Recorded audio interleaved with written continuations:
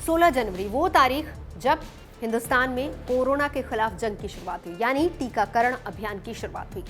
और उसी के तहत पहला फेज जिसमें फ्रंटलाइन वर्कर्स और स्वास्थ्य कर्मियों को टीका लगा। लेकिन अब शुरुआत होने वाली है दूसरे फेज की और ये शुरू होगा 1 मार्च से। अब क्या है वैक्सीनेशन 2.0 की खास बातें, चलिए वो भी आपको बताते हैं। तो 16 जनवरी से टीकाकरण की शुरुआत हुई थी और उसके तहत फ्रंटलाइन वर्कर्स और स्वास्थ्य कर्मियों को टीका लगा था।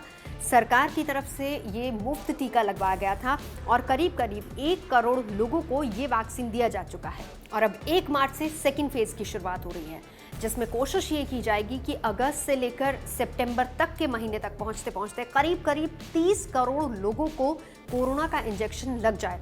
और इसमें 60 साल से ज़्यादा उम्र के बुजुर्ग लोग हैं और इसके अलावा 45 साल से ज़्यादा उम्र के वो लोग जो कि किसी गंभीर बीमारी से ग्रस्त हैं, उनको ये टीका लगाया जाएगा।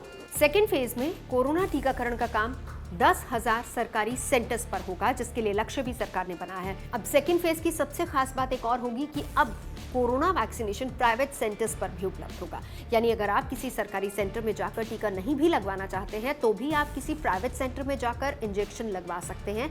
हालांकि वहां पर यह टीकाकरण पेड होगा, यानी उस वैक्सीनेशन के लिए आपको पैसे देने होंगे।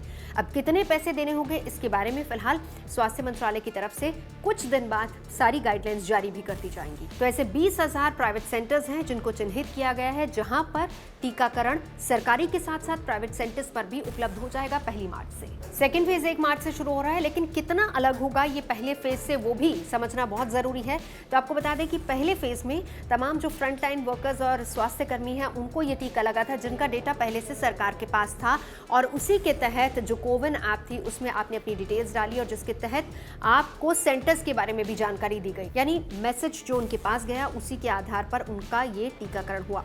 लेकिन सेकेंड फेज में ऐसा नहीं होगा।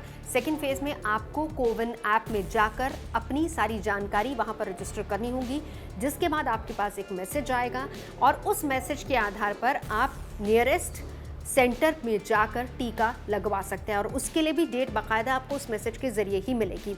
इस पूरी प्रक्रिया में आपका आधार कार्ड होना बहुत जरूरी है। और इसी को लेकर एम्स के डायरेक्टर डॉक्टर रणदीप गुलेरिया भी कहते हैं कि सेकंड फेज बहुत इंपॉर्टेंट होगा, क्योंकि पहले फेज में जहां पर स्वास्थ्य कर्मी और फ्रंटलाइन वर्कर्स को कोरोना का इंजेक्शन लगा, सेकंड फेज में कोशिश ये रहेगी कि ज़्यादा से ज़्यादा लोगों को कवर किया जाए, क्योंकि मामले जहां एक तरफ बहुत ज़्यादा बढ़ रहे हैं वहीं दूसरी तरफ इसको कंट्रोल करने के लिए ज़्यादा से ज़्यादा लोगों का टीकाकरण होना बहुत ज़रूरी है। एक खास बात और, सेकेंड फेज में क्योंकि 60 साल से ज़्यादा और 45 साल से ज़्यादा वो लोग जो गंभीर बीमारियों से ग्रस्त हैं उनको इंजेक्शन लगेगा।